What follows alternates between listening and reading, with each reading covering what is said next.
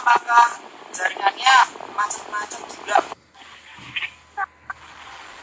Oke, kita masih tunggu Mbak kita untuk bergabung. Halo Mbak. Halo. Ya, sudah? Dengar suaraku? Halo, tes. Halo, dengar suaraku Mbak? Dengar. Oke, Halo, tapi gambarnya tidak masuk. Nih, Ki. Aduh, tar bentar. Wen. Apa ya wenten api nge? Tapi aku suka. Oh, tak pikir nama orang. Nyata. Tak pikir tanya sebelumnya nama orang. Halo, selamat sore. Mohon maaf ya teman-teman, ini kayaknya lagi ada kesalahan teknis deh. Kayaknya jaringannya lagi up and down. Karena nggak tahu ini kok baru kali ini kayak gini ya, temu virtual, atau mungkin memang Instagram lagi crowded. Mbak Citra jadi nggak bisa masuk loh.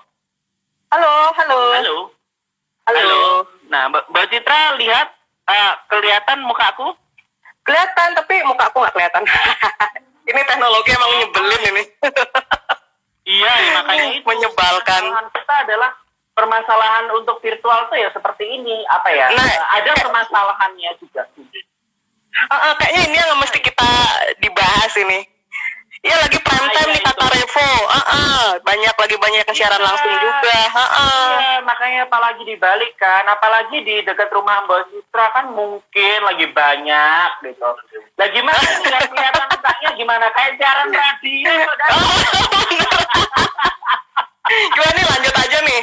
Kan lagi 1 jam nih. Oke. Ya nggak apa-apa. Lanjut ya. Lanjut aja. Tadi kan ngomongin inkubasi ya. Benar, ngomongin inkubasi. Nah, menurut Mbak Citra, aku kan tadi bilang inkubasi adalah suatu proses di mana di situ adalah kita banyak untuk banyak ide yang kemudian muncul karena itu kayak bentuk suatu proses merebus dalam suatu tungku yang itu mengubah dari yang biasa menjadi luar biasa. Itu yang menurutku. Atau kalau di dalam pewayangan seperti Kawah Candra di Muka. Bagaimana seorang Gatot Kaca kecil yang kemudian oleh para dewa dimasukkan Kawah Candra di Muka, dan masa inkubasi dari Gatot Kaca waktu itu kemudian oleh para dewa dimasuki di kawah itu banyak pusaka, dan kemudian menjadi seorang Gatot Kaca yang luar biasa. Apakah itu inkubasi menurut Mbak Citra? Iya, benar aku setuju banget sih dengan Mas Duta.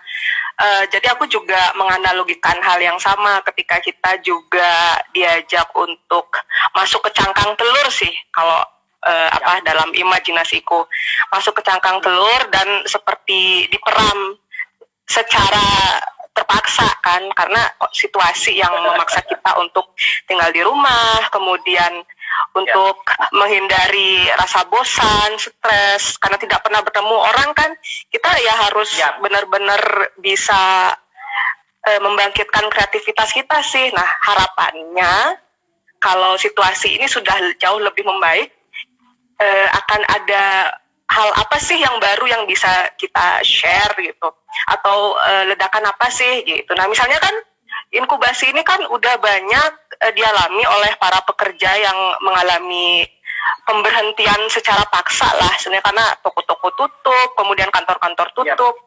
Mereka kan kebingungan juga di rumah ngapain gitu, dan ternyata akhirnya mereka punya titik balik juga.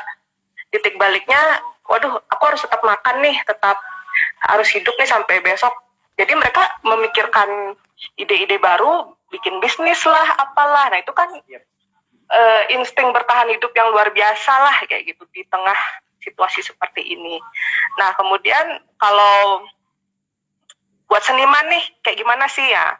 Itu kan juga menghadapi dilema yang sama gitu, karena kita bekerja di wilayah kreatif kayak gitu. Emang sih kalau bagi seniman visual kita kan lebih banyak bekerja di studio kan, kemudian lebih banyak berkontemplasi untuk karya-karya kita. Tapi kita juga punya semacam kerinduan gitu untuk tampil di ruang-ruang fisik seperti galeri, kemudian ruang pameran, bertemu dengan orang-orang baru, punya kenalan baru. Nah itu dalam waktu berapa bulan dengan gambaran bahwa ya mungkin dalam kurun setahun ini tidak akan ada pameran seni yang bisa kita kunjungi, itu cukup mengkhawatirkan sebenarnya. Karena galeri harus tutup gitu kan, kemudian museum tutup, pameran art fair juga harus batal kayak gitu. Nah, siasat apa sih yang bisa gini? Berarti memang banyak seni di Bali, pameran seni, kemudian mungkin kayak PKB, kayak pekan kesenian Bali dan lain sebagainya, itu memang dia tidak bisa berjalan berarti ya sekarang. Iya, tentunya karena kan seni-seni kayak festival itu pesta kesenian Bali misalnya, terus bahkan ritual keagamaan Hindu di Bali seperti Orakan Ogoh-ogoh gitu, terus plasti ke pantai itu juga harus dibatalkan karena potensi berkumpulnya sangat tinggi. Berkumpulnya sangat tinggi ya. Iya benar sih, aku lihat sendiri kalau di Bali, apalagi kalau harus mungkin untuk telepon dan lain sebagainya, itu kan memang benar-benar semua harus ikut turun dalam itu dan untuk ambil bagian, dan ya memang potensi untuk berkumpulnya tinggi banget sih. Padahal itu kan kayak ritual-ritual keagamaan itu kan sebenarnya bentuk seni yang paling kuno sebenarnya, yang masih sustain hingga saat ini gitu. Karena ya betul, dan itu kita dipaksa untuk berhenti dari kebiasaan itu kan menyebabkan kita merasakan shock lah gitu, semacam shock terapi gitu. Karena selama ini bahkan halo Mbok, boleh nggak kalau umpamanya Mbok keluar terus nanti masuk lagi, karena aku agak nggak nyaman deh kalau cuma nonton item kok.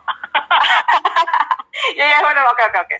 Mungkin aja udah jam 4 jadinya mungkin udah prime time banget. Oke. Nanti langsung masuk. Oke, bentar ya teman-teman, karena juga nggak asik juga ketika ngomongin virtual. Kita ngomongnya cuma kayak telepon, ya mending aku telepon aja siaran radio kayak gitu kan. Itu ini beda banget, jadi aku nggak bisa lihat ekspresinya Mbak Citra ketika ngomong.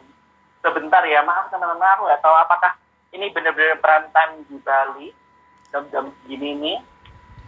Biasanya aku juga kalau kayak gini nggak separah ini sih kalau temu virtual sore.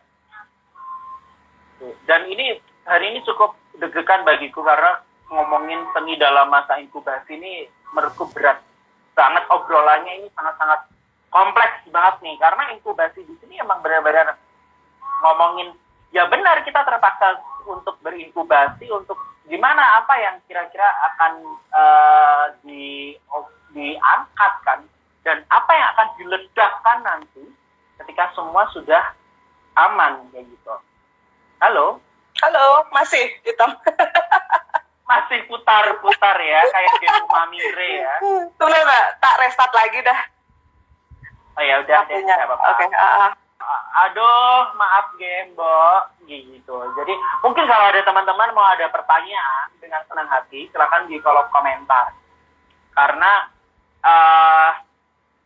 ini adalah bentuk temu virtual sendiri adalah bentuk silaturahminya Duta Job kepada banyak orang, termasuk teman-temannya Duta Job, seniman, tokoh nasional, artis, aktor, dan lain sebagainya. Karena emang belum keluar jadwalnya, tapi besok Duta Job bakal temu virtual sama Detri Warmanto. Detri Warmanto, seorang aktor yang kemarin sempat terkena COVID, tetapi sekarang sudah sembuh dan sekarang menjadi penyintas COVID. Pada kenal komentar, karena ini adalah bentuk temu virtual sendiri adalah bentuk silaturahminya Duta Job kepada banyak orang, termasuk teman-temannya Duta Jok, seniman, tokoh nasional, artis, aktor, dan lain sebagainya. Karena emang belum keluar jadwalnya, tapi besok Duta Jok bakal temu virtual sama Detri Warmanto. Detri Warmanto, seorang aktor yang kemarin sempat terkena COVID, tetapi sekarang sudah sembuh dan sekarang menjadi penyintas COVID. Pada kenal kan Detri Warmanto yang aktor film Tiga Serikandi loh. Oke, Nicholas Saputra lagi dikonfirmasi, semoga dia mau ya, lagi belum di-approve sama dia. Nicholas, ada beberapa artis yang emang udah dihubungin kemarin kayak aduh nggak usah disebutin ya, kalau disebutin nanti takutnya ya surprise. Kalau Detri emang karena nanti sore aku bakal share posternya ke Instagram, dan besok sore Duta Jok bakal berbincang dengan Putri Sultan Jogja, GKR Bendoro, dan Gusti Bendoro besok sore. Kita bakal, kalau sama GKR Bendoro kayaknya cuma ngobrol santai deh. Kalau ini obrolannya berat banget kalau sore ini nih, karena ngomongin seni dalam masa inkubasi. Oke, sudah bergabung. Semoga ini bisa sukses. Mbak Citra, semoga bisa sukses. Semoga sukses. Nah, Alhamdulillah. Iya, oke. Syukur. Oke. Nah, gini ada akan harap loh. Halo, halo Mas Agan. Bos. Besok minggu depan jangan lupa lo ya. Awas lo, kalau kamu lupa.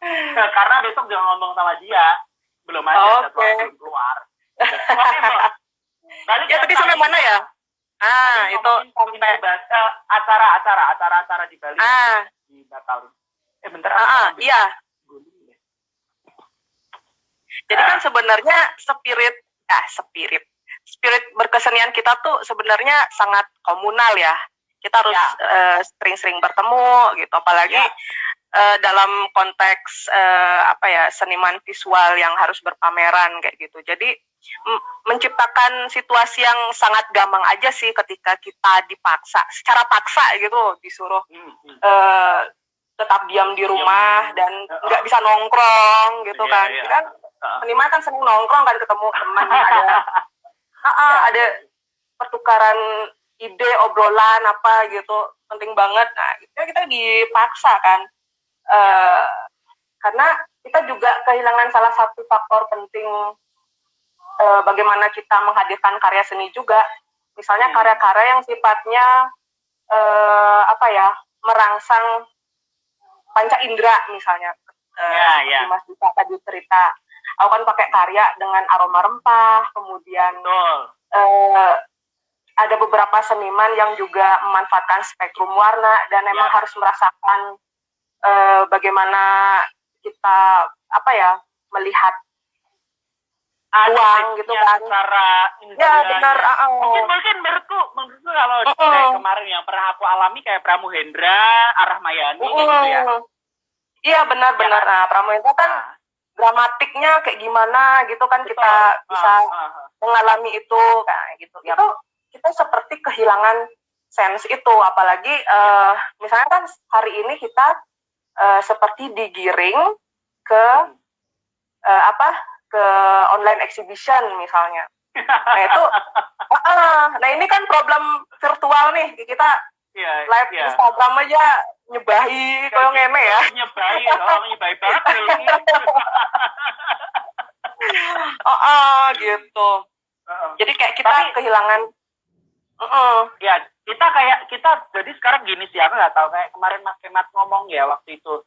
Mas Kemat ngomong waktu temu virtual sama Mas Kemat, waktu itu Mas Heri Kemat dia ngomong bahwa ya kita sekarang ngomongin seni ini balik ke peradaban perubahan zaman, bahwa zamannya adalah ngomongin ke arah virtual, bener kan? Karena waktu itu juga kayaknya Mbak Citra juga sempat lihat juga, sempat ikut bareng ya waktu itu ngobrol. Dan menurutku juga iya, tetapi aku kemudian tanya sama Mas, nggak semuanya itu bisa, karena apa? Aku nggak bisa menikmati Pramuhendra dari cuma balik layar kaca, karena aku harus menikmati Pramuhendra tuh pegang lilin dan di situ diam, merenung. Aku harus nikmatin karya Marmar, aku harus muterin karyanya Marmar, dan aku harus lihat detailnya. Aku harus lihat karyanya Mbok Citra, itu harus dengan indera penciumanku. Bahwa rempah Indonesia itu kaya banget dan bisa dipamerin dalam bentuk seni. Ini kan nggak bisa, tapi menurut Mbok Citra gimana nih? Iya, peralihan itu kan sebenarnya udah dilakukan dari dulu ya. Sudah ada kesadaran untuk memvirtualkan karya seni. Tapi dulu itu mungkin sebatas hanya dokumentasi karya. Dokumentasi sudah ada pernah pameran di mana, kemudian mencatat biografi seniman seperti apa, gitu sebagai basis dokumentasi. Tapi hari ini itu menjadi sesuatu yang ada urgensinya. Karena seniman kan butuh aktualisasi dari kegiatan berkeseniannya gitu. Nah, ada beberapa platform yang cukup potensial dilakukan hari ini, dan kita tidak pernah tahu apakah itu akan sustain. Ya, pastinya itu akan sustain karena dia berfungsi sebagai arsip yang bisa kita akses kapan saja.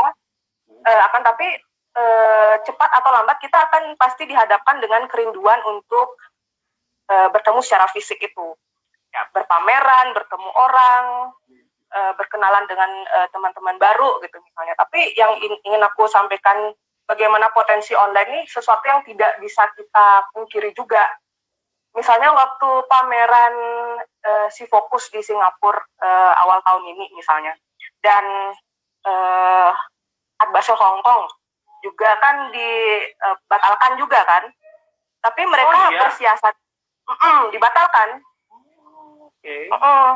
Ya karena kan waktu itu masa merebaknya itu si awal-awalnya ya. Jadi siapa sih yang mau pergi ke Hong Kong gitu kan? Gak mau lah, bener ya, sih. Jadi mereka bersiasat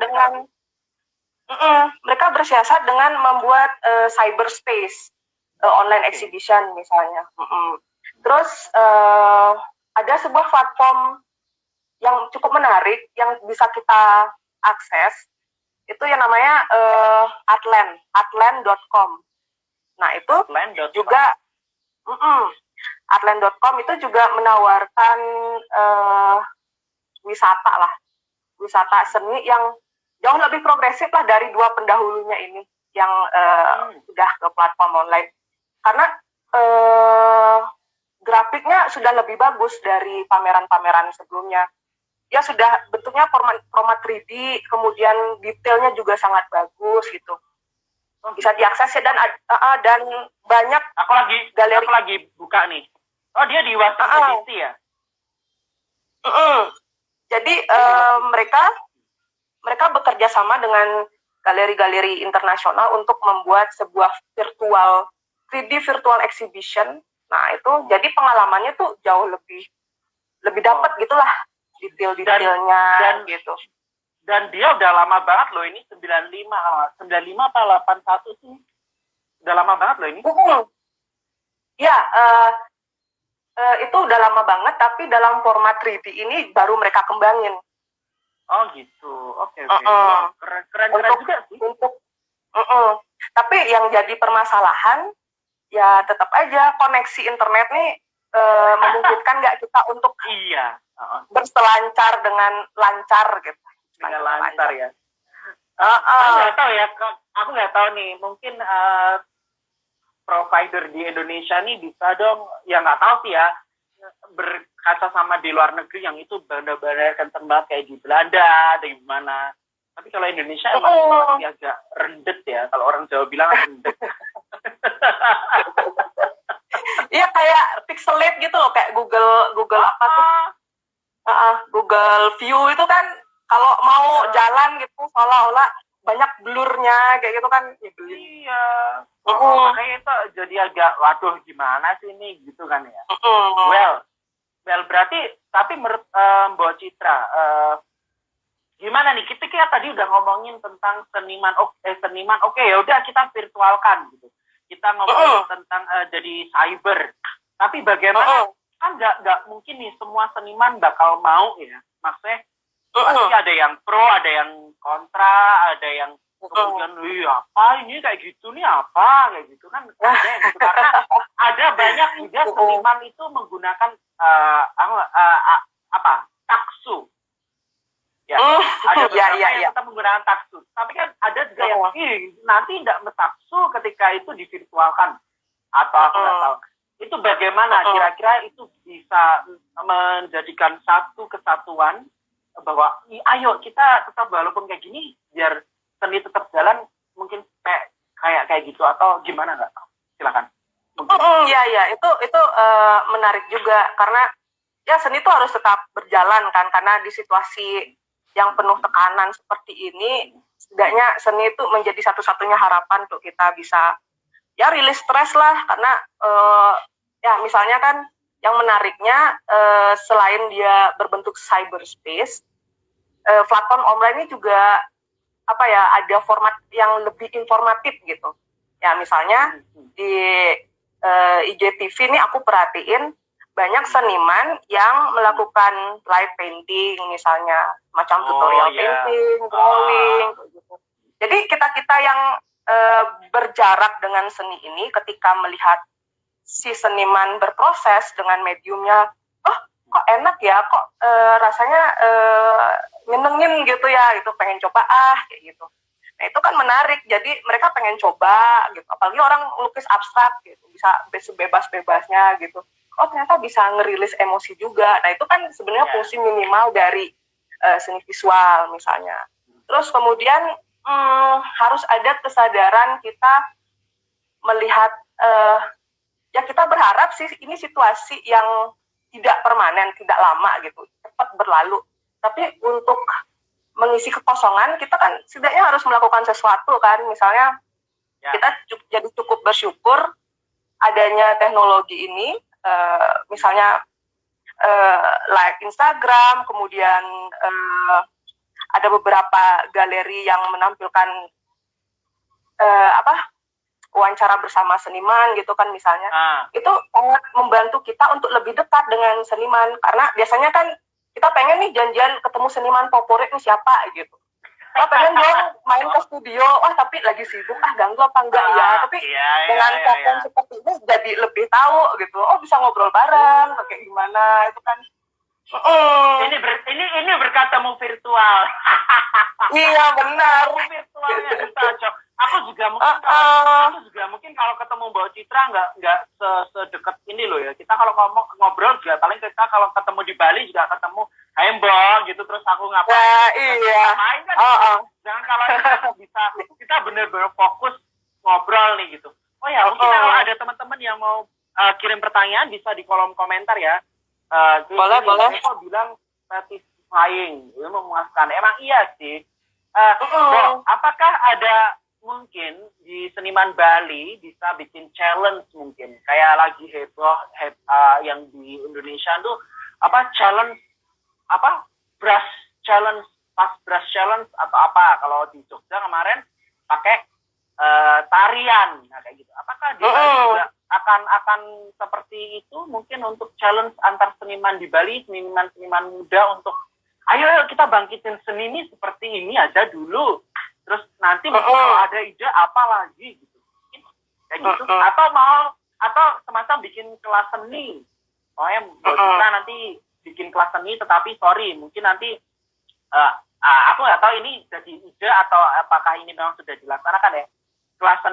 Kelas seni online, tetapi Mbak Citra mengajarkan online khusus dengan beberapa siswa atau pakai Zoom. Jadi itu nanti model berbayar umpamanya. Apakah ke depan Mbak Citra dan seniman Bali akan seperti itu? Karena ada beberapa seniman yang aku kenal itu mereka sudah melaksanakan seperti itu. Jadi mereka melaksanakan pentas online, Mbak. Jadi kayak mereka membuat suatu pertunjukan online tetapi berbayar. Dan itu private juga karena memang hanya beberapa orang yang ikut. Mungkin Mbak Citra dengan beberapa seniman apakah akan membuat seperti itu? Nah itu pasti belum tahu ya. Tapi nah itu sebenarnya ide yang sangat menarik karena pengamatanku itu udah ada beberapa yang melakukan hal seperti itu, misalnya pameran online, posting karya di Instagram, misalnya anak-anak mahasiswa seni. Nah itu kan di samping mereka posting karya, mereka juga melengkapi caption gagasannya apa sih. Nah kayak gitu kan melatih mereka juga untuk bagaimana mempresentasikan karya yang sifatnya informatif itu gitu kan. Nah kemudian potensi-potensi beralihnya seni visual menuju wilayah cyber ini kan membutuhkan formulasi yang sangat matang nih gitu. Karena kalau misalnya kita melihat hanya sekedar 2 dimensi di Instagram gitu, kita kan kurang nih mendapatkan pengalaman itu kan, gimana nih caranya dia sifatnya lebih atraktif, terus mengajak kita untuk mengalami, nah dan bisa juga berpartisipasi apalagi. Nah itu kan sebenarnya sifat-sifat yang kita bisa dapatkan ketika berpameran secara fisik gitu di ruang-ruang galeri yang representatif gitu kan misalnya. Nah ini ada nih beberapa karya yang cukup menarik yang bisa diakses juga gitu. Seperti misalnya karyanya Ai Weiwei sama Olafur Eliasson, itu udah dirilis dari tahun 2013. Wow. Itu dan sampai hari ini masih bisa diakses.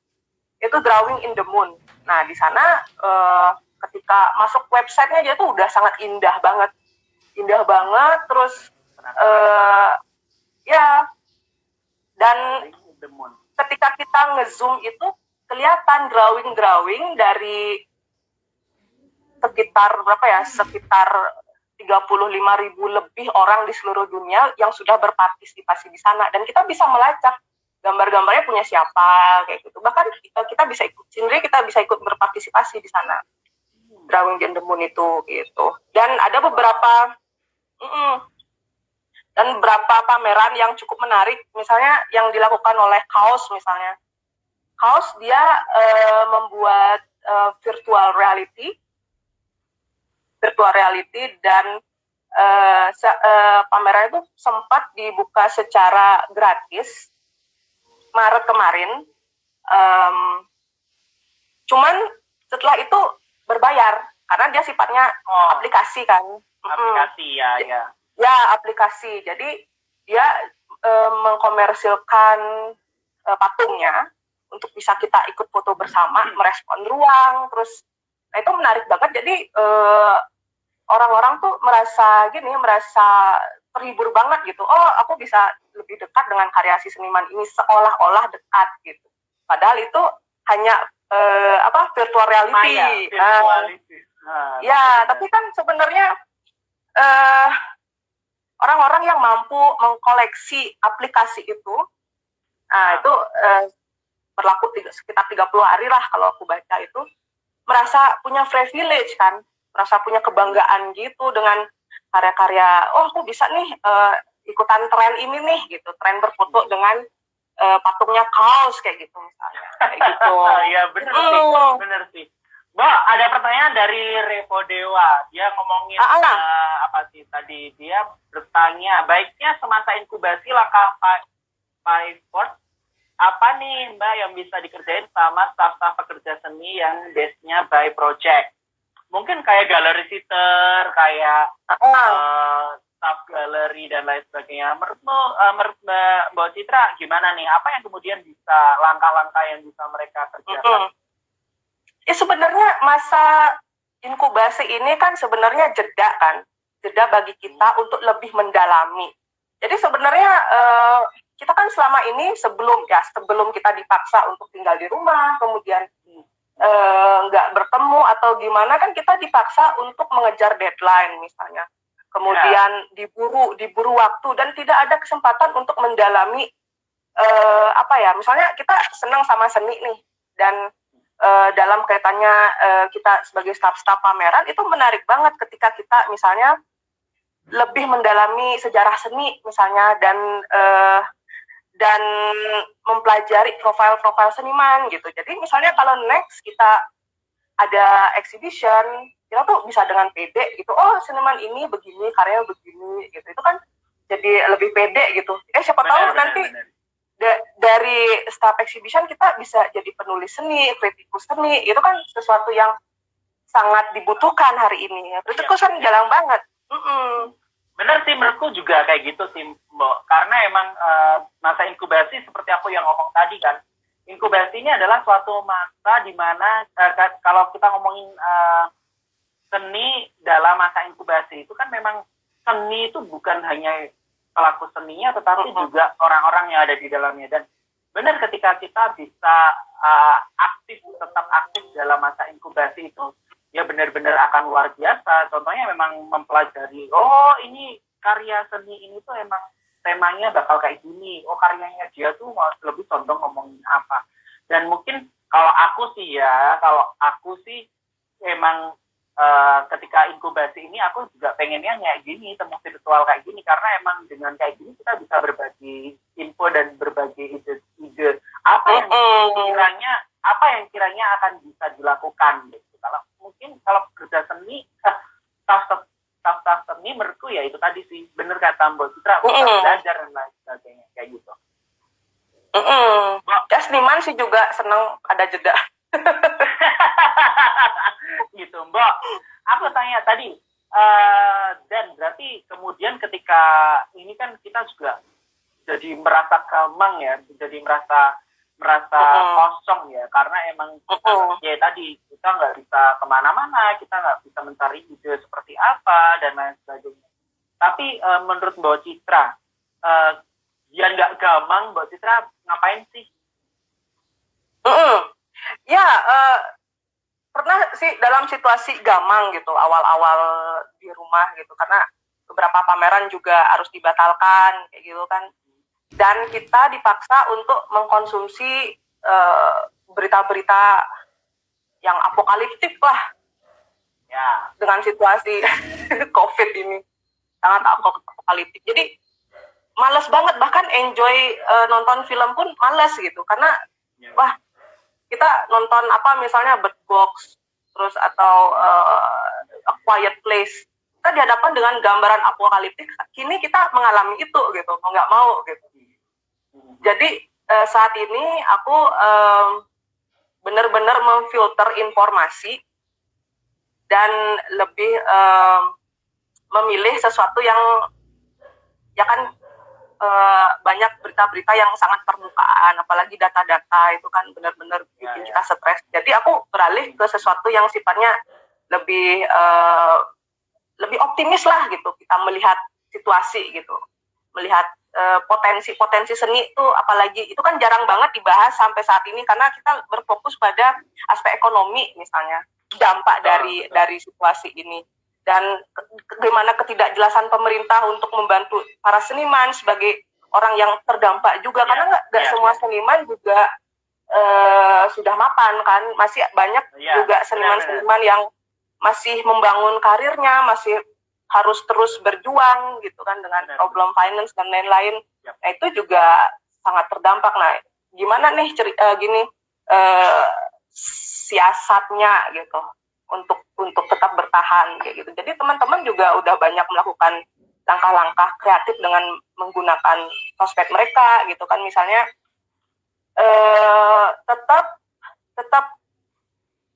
tetap menarik minat orang untuk mengkoleksi karya seni dengan harga karya yang gak bombastis banget gitulah kayak seniman, tapi sifatnya charity gitu kan, charity untuk membantu masyarakat yang terdampak ini, misalnya dengan harga berapa udah bisa menyumbangkan berapa. Itu kan bentuk-bentuk solidaritas yang sangat baik yang dilakukan oleh seniman kayak gitu. Iya. Bo, apakah seniman di Bali kemudian akan melaksanakan juga kayak seniman yang kemarin tahu dari Mas Temat ya, informasi yang dari Mas Temat bahwa mereka akan, beberapa seniman Bali akan kayak menjual karya dengan murah tetapi dalam sistem paket. Apakah di Bali juga mungkin akan melaksanakan kayak gitu? Wah, seneng banget kalau bisa ada seperti itu ya. Maksudnya harus koordinasi juga dengan teman-teman yang lain. Itu kan di situasi seperti ini emang kita harus mendahulukan aspek kemanusiaan dulu lah kayak gitu kan. Benar. Jadi misalnya ada inisiatif seperti itu ya, ayo kita lakukan gitu. Mudah-mudahan sih banyak seniman Bali juga nih yang ikut nih. Ayo kita nonton. Gimana coba? Kemarin aku ngobrol sama Mas Femat waktu temu virtual bareng Mas Femat. Dia mau bikin aksi kayaknya, atau dia pengen menjual karya dan dari beberapa seniman, tetapi dalam sistem paket. Kalau Mas Femat kemarin bilangnya, jadi paket kecil-kecil gitu, dia jual 20 karya seharga 15 juta, 25 juta kayak gitu. Tapi ya itu tadi, mungkin atau di Bali seperti itu, atau di Bali Mbak ini bikin yang kayak tadi itu, bikin pelatihan atau apa, tapi dalam sistem paket. Tapi kalau itu pelatihan ya emang harus, mungkin, bukan pelatihan sih, kayak umpamanya, kayak umpamanya Mbak Citra ketika bikin karya, tapi shoot, tapi ya itu tadi bikin kelas kayak gitu. Aku sih, itu bakal menarik banget sih maksudnya. Dan mungkin aja ketika seniman Bali bersatu, kemudian nantinya juga bisa membuat apa yang baik. Mungkin dalam suatu forum bisa dirembuk bareng-bareng nih, di mana dalam masa inkubasi kata Ibu Naomi Srikandi, Mbak Naomi Srikandi ini, dia bilang bahwa inkubasi itu kayak masa telur di perang. Tadi Mbak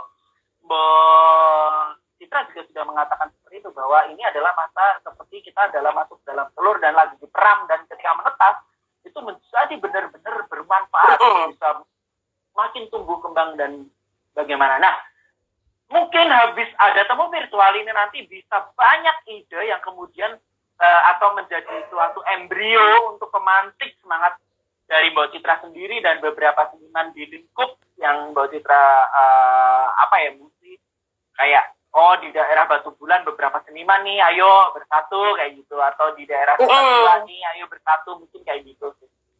Begitu. Ya, sebenarnya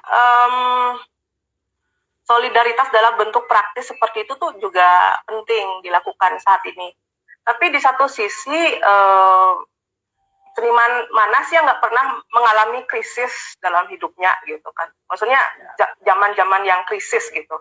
Ya, kalau balik lagi ke zaman kolonial gitu, kita kenal kok perjuangan para seniman persagi misalnya, kemudian era 98 seniman yang sangat aktivis, nah kayak gitu. Kita juga perlu memikirkan bagaimana membuat atau melahirkan sebuah pemikiran baru juga untuk membaca situasi hari ini kan. Jadi sumbangsih pemikiran dan gagasan itu juga penting, dan bagaimana kita membentuk sebuah gerakan misalnya yang menjadi sebuah penanda nih seni rupa Indonesia zaman milenial nih apa nih gitu, yang ditandai oleh merebaknya COVID nih apa kayak gitu. Iya benar. Itu kan jadi catatan. Jadi kayak suatu perubahan arah zaman ya, untuk kayak ada Mbak Kika nih yang punya Kaloka Potri di Jogja. Halo Mbak Yukika. Nah, benar sih, ini jadi kayak arah penanda zaman untuk bagaimana kita harus ngomongin seni di masa yang baru kayak gini, menurutku kayak gitu. Dan ayo dong, dan semangat. Dan seorang kurator nih dari UK namanya Hans Ulrich Obris. Nah, itu membaca situasi kekacauan ekonomi dunia. Dan krisis saat ini tuh sama seperti depresi ekonomi tahun 90-an. Nah, itu orang-orang banyak di PHK, terus kemudian banyak tunawisma, banyak orang melakukan migrasi besar-besaran ke daerah baru dan menciptakan kemiskinan yang terlalu lama. Nah, itu dalam artikel yang aku baca itu sampai 10 tahun mereka mengalami depresi itu. Nah, tapi di sana support pemerintah waktu itu tuh cukup membantu untuk mensupport seniman-senimannya. Seniman-senimannya misalnya fotografer emang diutus ini oleh pemerintah untuk mendokumentasikan situasi itu. Yang terkenal misalnya Dorothea Lange. Nah, itu menarik karyanya yang berjudul Migrant Mother.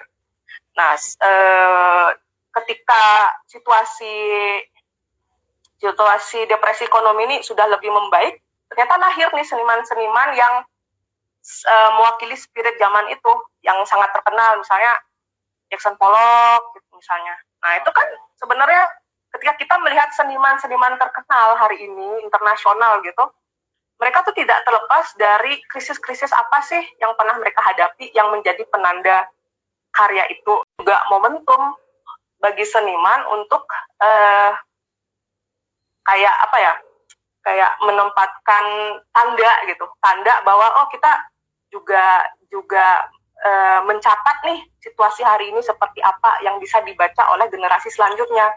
Karena kalau misalnya kita udah terlalu gap dengan generasi selanjutnya yang sudah lebih canggih lah dengan teknologi. Kita kan masih transisi lah, masih kelabakan ya dengan teknologi. Nah, mereka tuh udah pasti canggih dan tidak mengetahui bagaimana sih sejarah orang-orang tua ini kayak gimana gitu. Jadi mereka ya akan abai gitu. Dan potensi kehilangan gitu sih, kehilangan spirit kemanusiaan itu sih. Spirit kemanusiaan yang hilang kemudian gara-gara itu tadi. Kayak karena mencari suatu ngomongnya apa begini kehilangan spirit kemanusiaan karena dia memperjuangkan taksu. Taksunya gitu. Kehilangan taksu. Iya bahkan benar. Bahkan sekarang ini udah di launching sebuah robot yang bisa melukis dan udah bisa pameran tunggal. Luar biasa. Namanya AIDA. Nah, itu diciptakan menjadi seniman. Nah, bayangin robot bisa disetting untuk bisa teknis apapun gitu. Melakukan apapun yang itu seperti manusia dan apalagi didaulat sebagai robot seniman gitu kan. Nah kan, jadi seniman nih udah nothing banget gitu loh di hadapan sains dan teknologi gitu. Ya. Wah, tapi menurutku Mbak, perbincangan kita sore ini luar biasa banget sih. Ngomongin tentang seni dalam masa inkubasi yang benar-benar berinkubasi dan ketika meledak nanti memang kita dengan wajah yang baru karena memang kita sekarang lagi diperem nih ya, kalau ibarat kata telur lagi dieram gitu kan. Dan menurutku Mbak, apa yang kiranya menjembatani seni agar tetap aktif dalam masa inkubasi ini menurut Mbak Citra, yang aku tadi masih agak belum jelas nih. Apa kiranya yang bisa dilakukan untuk menjembatani seni agar tetap bisa dinikmati selama masa inkubasi? Maksudnya adalah selain cyber dan mungkin apakah akan ada obrolan, ada forum gitu mungkin bareng-bareng dengan seniman Bali atau apa gitu mungkin? Ya, nah itu harus diomongin nih sama teman-teman dulu. Maunya bikin apa nih? Harus satu visi dulu sih sebenarnya untuk melakukan sebuah gerakan. Visinya harus bareng dulu dan punya kesamaan rasa lah untuk membaca situasi. Tapi hal yang sangat menarik nih untuk tetap bisa menikmati karya seni tidak hanya bisa bertumpu pada kemampuan seniman aja gitu kan. Seniman kan mungkin memanfaatkan waktu ini untuk lebih berkontemplasi kan, lakukan riset atau apa dan memilih untuk nanti aku kasih surprise aja lah masa mendatang gitu kalau udah bisa pameran lagi, mungkin ada yang seperti itu. Tapi yang menariknya ini misalnya nih kayak penikmat seni atau kurator seni gitu kan melakukan virtual tour misalnya, virtual tour membicarakan karya, terus kemudian membuat podcast mengenai seniman-seniman terdahulu. Itu kan sebenarnya suatu input yang menarik untuk menambah pengetahuan kita gitu. Itu pun yang nggak semenyenangkan TikTok sih. Nah itu kan sebenarnya fenomena absurd juga gitu loh TikTok itu. Orang bisa melakukan performance art dengan TikTok misalnya. Nah itu, dan orang mengakses itu gitu. Nah itu kan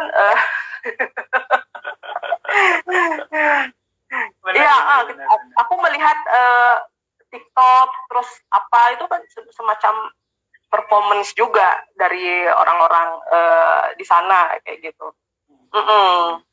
Mbak, apakah mungkin nanti akan berkolaborasi dengan selebgram di Bali untuk melaksanakan seni, mengapresiasi seni secara virtual, mungkin dengan banyak kan selebgram itu lahir juga di Bali, kayak banyak-banyak area pulpul dan lain sebagainya. Apakah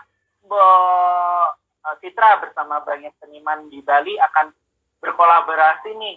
Karena ada kan udah ada di beberapa daerah juga banyak seniman yang kemudian berkolaborasi, saling gotong royong untuk gimana nih caranya biar kita tetap bangkit, biar kita bisa tetap ngomongin seni, bisa kita tetap aktif, produktif untuk seni walaupun masa COVID kayak gini.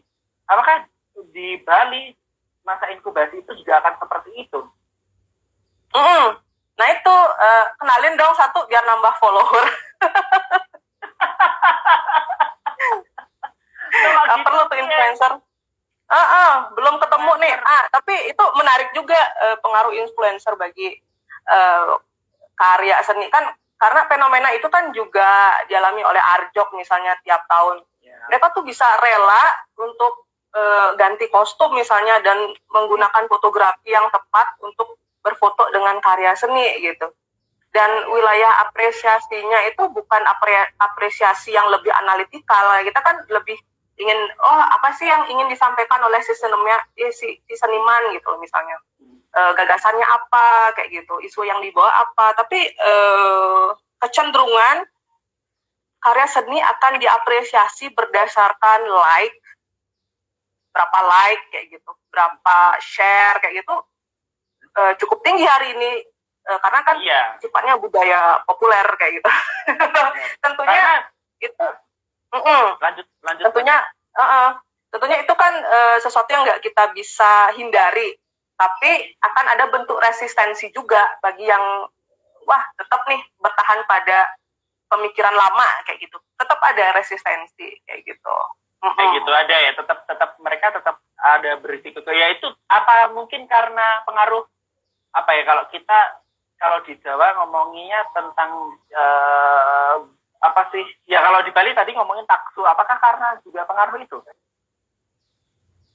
Ya, taksu kan sebenarnya bagi kita hari ini kan sangat abstrak ya. Karya mengapresiasi karya dengan sublime itu hari ini abstrak karena satu indera kita udah dilemahkan oleh teknologi misalnya. Dulu itu sebelum kita kenal HP, belum ada teknologi apapun, kita dengar orang baca puisi aja udah gimana gitu, sumringah, yang merasa wah kayak gitu, puasa kayak gitu kan. Nah itu jadi ada sense yang udah dilemahkan, mata hari ini udah dilemahkan kayak gitu. Jadi kita kebiasaan dengan kamera canggih sampai kita memandang loh, kok gambar di kamera lebih jernih daripada yang kita lihat pada aslinya, kayak gitu. Karena sering kita ketipu ya, kayak kita, aku di Bali kayak ke Ubud yuk gitu, ke Tegalalang atau kemana ya, waktu di foto bagus banget, tetapi ketika datang ya kok kuning semua ya, kok mati. Itu memang karena benar-benar sudut pandang untuk memotret angle-nya emang keren. Tapi kan benar ngomongin tadi bahwa zaman peradaban sekarang itu kita tuh nongkrong lewat HP. Kita lihat, karena memang pertama kita harus di rumah aja, kita harus work from home, dan kita harus tetap social distancing. Nah, ini kan berarti memaksa kita untuk tetap di rumah aja, dan HP menjadi sarana tempat kita nongkrong, tempat kita berbagi cerita. Nah, ya itu tadi, aku sih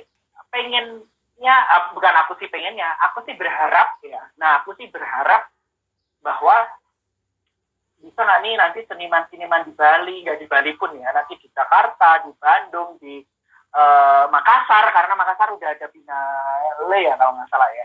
Terus Makassar Biennale. Di Jogja sendiri, di Surabaya, bikin galeri tetapi dengan bentuk itu tadi, virtual. Aku harapan itu sekarang seperti itu sih, karena selain itu bakal gini ya, dan itu bakal mendukung program pemerintah juga, karena kita kan juga nggak tahu ini akan sampai kapan kita tetap di rumah aja. Karena memang kita ketika ngomongin ya itu sanksi sampai di Indonesia nanti sampai Juni akhir, Juli awal, kita kan nggak tahu. Tidak bisa menjamin. Tidak menjamin, dan kita benar-benar nggak bisa nentuin arah nih, jujur aja. Di tempat aku pribadi untuk bisnis juga, aduh chaos banget kita, apalagi kami bergerak di bidang pariwisata. Ketika kita mau ngomongin ke virtual, nggak bisa, karena bisnis kita memang tidak bisa untuk virtual gitu loh. Karena bisnis kita bisnis jasa. Nah, tapi kalau untuk seni, aku masih punya harapan besar nih untuk seni, apalagi di Bali. Pasti akan banyak yang mendukung.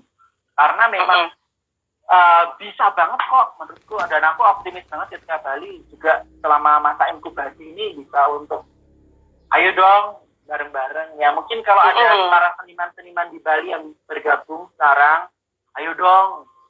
Ayo dong. Ya toh, ayo dong. Ayo bikin apa? Nanti ketemuan di Zoom, ngobrol bareng gimana gitu loh. Piye? Apa mau nanti tak iniin apa aku sebagai moderatornya. Boleh banget. Terusnya banyak ini. Aku tuh bukan siapa-siapa, malah jadi mediator. Penting itu.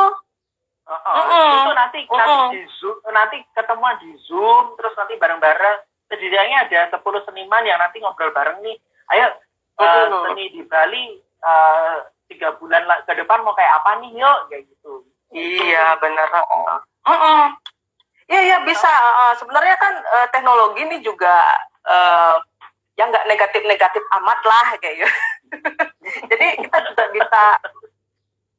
Jadi kita bisa terjalin, terkoneksi dengan teman-teman mana sih bagian bumi yang terjauh itu gara-gara teknologi kan sangat dekat gitu loh, bahkan di mana gitu loh. Nggak perlu ini kayak di Jogja sama di Bali. Ini di Jogja.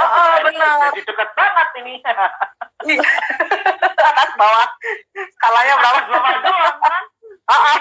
Ini Jogja, ini Bali loh. Ya itu benar, itu emang harus dimanfaatkan banget. Apalagi kan terbuka banget. Jadi misalnya kita ingin terkoneksi sama kurator-kurator di luar, penulis-penulis di luar gitu. Mereka nggak nolak kok kalau kita follow mereka gitu dan tahu kegiatan mereka apa sih. Nah itu kan menarik banget untuk kita mengamati juga perkembangan seni di luar. Jangan terjebak pada Bali aja gitu. Masih ada kok semesta lain tuh seninya perkembangannya kayak apa sih yang harus kita pelajari, betul lah kayak gitu. Luar biasa, Mbak. Ini nggak terasa kita udah mau 1 jam loh ya kita ngobrol. Waduh. Kita udah mau 1 jam nih mau ngobrol, Mbak. Dong. Sebagai penutup, mungkin aku mau foto dulu deh sebelum kita penutup. Aku mau foto dulu deh, ya Mbak. Boleh. Kan, gimana foto? Pastikan kita kelihatan mukanya ya. Oke ya. Aku foto dari sini ya, Jogja ya. Ini foto online namanya ya. Oke, 1, 2, 3. Oke, 1, 2, 3. Oke, sekali lagi foto online. 1, 2, 3. Oke. Oke. Mbak, nah ini nih Revo nih. Apa? Revo ada new normal ya gitu. Ada new normal. Nah itu banyak sekali kita mengkonsumsi istilah-istilah ya hari ini, PSSB lah apa gitu. Pusing. New normal. Nah itu kan sebenarnya situasi yang new normal. Situasi yang membuat kita melihat perubahan. New normal istilah dalam bahasa dalam bisnis dan ekonomi yang mengacu pada kondisi keuangan setelah krisis. Benar-benar itu akan sesuatu yang kita anggap taken for granted karena kita dipaksa konsum terus. Konsum itu sebagai keadaan yang baik-baik aja gitu. Termasuk dalam karya seni kan. Dalam karya seni kita akan dipaksa untuk ya udahlah, online exhibition itu hal yang lumrah. Gak usah ada pengalaman kompleks lagi kita melihat karya seni. Nah, itu kan semacam kekhawatiran juga gitu. Nah itu gininya closingnya. Belum. Belum. Ada pertanyaan dari Duta Job nih. Pesan untuk para seniman dan mungkin para penikmat seni, pelaku seni, baik di Bali, di Jogja, ataupun di seluruh Indonesia yang kira-kira bisa dilakukan di rumah aja, apa sih menurut Mbak Citra saat ini? Jadi seniman itu adalah orang, maksudnya sosok penting untuk menjaga optimisme ya. Karena kita udah, maksudnya berkaca pada pendahulu kita, mereka berhasil melewati krisis yang mereka hadapi selama hidup mereka. Gitu. Nah kita juga harus berbekal spirit seperti mereka gitu. Gimana sih kita harus survive hari ini gitu. Walaupun musuh kita tuh sangat abstrak hari ini. Dulu kan jelas-jelas masa Orba kita ngelawan Soeharto misalnya kan. Hari ini kita melawan sesuatu yang justru memunculkan ketakutan kita sendiri gitu. Untuk bertemu orang, untuk berjabat tangan, untuk berpelukan, kita udah nggak bisa, maksudnya kita udah ragu untuk melakukan itu gitu. Itu kan sebenarnya kodrat kita sebagai manusia yang sifatnya sangat sosial. Nah itu kita udah kita udah dirampas gitu loh, sensibilitas. Nah sensibilitas itu kita udah dirampas. Nah itu gimana kita caranya menghadapi itu? Nah itu pertanyaan sih, maksudnya a big question. Nah itu big question ya, yang itu harus big question dipecahkan bareng-bareng untuk FGD Seniman Bali. Sekarang Duta Jok gini aja. Sekarang Duta Jok nantangin aja deh. Nantangin Citra, mungkin nanti dibantu oleh beberapa, mungkin Revo atau siapa, Duta Jok nantangin. Bisa nggak nih di Bali diadakan FGD online bersama seniman-seniman Bali untuk mecahin apa yang harus dilakukan para seniman Bali untuk bisa berdaya di masa inkubasi. Nah, boleh tuh. Ayo, Revo, nih siapa nih yang menggerakkan ini? Ada Kak Dwi juga nih. Boleh. Gitu, aku nantangin kayak gitu ya, Pie. Boleh. Army. Nah, kan aku kan besok akan banyak juga ketemu dengan seniman Bali. Mungkin nanti akan boleh. Di-trigger aja. Ya, kayak gitu. Apakah sudah ada SGD? Karena temu virtual akan banyak ngobrol bersama seniman Bali sih. Dan bukan hanya seniman Bali, karena rencana Agan Harhab juga akan temu virtual minggu depan bareng Duta Job kayak gitu. Jadi pasti ide dari Agan juga pasti akan berbeda kan. Karena kemarin dia lagi sibuk ngomongin tentang pertanian di lahan sempit umpamanya gitu. Nanti ngomongin tentang apa gitu. Mungkin aja yang tetap bisa nggak nih ngelelang satu lukisan gede tetapi di pecah-pecah umpamanya kayak gitu. Bisa. Nah nanti mungkin bisa dibantu Revo untuk jadi mediatornya bersama, terus atau siapa, ada Kak Dwi dan lain sebagainya nanti untuk ngomongin itu tadi. Bisa nih FGD para seniman Bali, mungkin 10 seniman aja dulu untuk ngomongin, ayo nih gimana nih Bali, mungkin loh. Ya itu mungkin banget, sangat mungkin. Ya kan kendalanya harus membiasakan diri bertemu virtual kayak gini. Misalnya kita bisa menyatukan pikiran tuh karena bertemu, nongkrong, tiba-tiba harus berjarak kayak gini kan emang agak agak sulit gitu. Jadi ya emang harus mungkin kalau Mbak Ruth aku sih ngundangnya Bu Bupati. Bu Bupati ya. Bu Bupati lah. Bupati seni. Kayak umpamanya Mbak Ruth bisa menjadi mediator nanti Mas Minyak menjadi Mas Minyak. Terus nanti ada Mas Jakob juga, Om Jakob juga, mungkin kalau umpamanya mau menjadi mediator, sangat bersyukur nih nanti tak mediatori dengan sistem Zoom dari Mas Minyak atau apa kayak gitu, atau dari mungkin nanti dari Art Bali umpamanya, dari Bli Aswino Haji dan Mas Ali dan lain sebagainya. Mungkin itu akan menjadi kunci luar biasa nih untuk perkembangan seni Bali di masa inkubasi.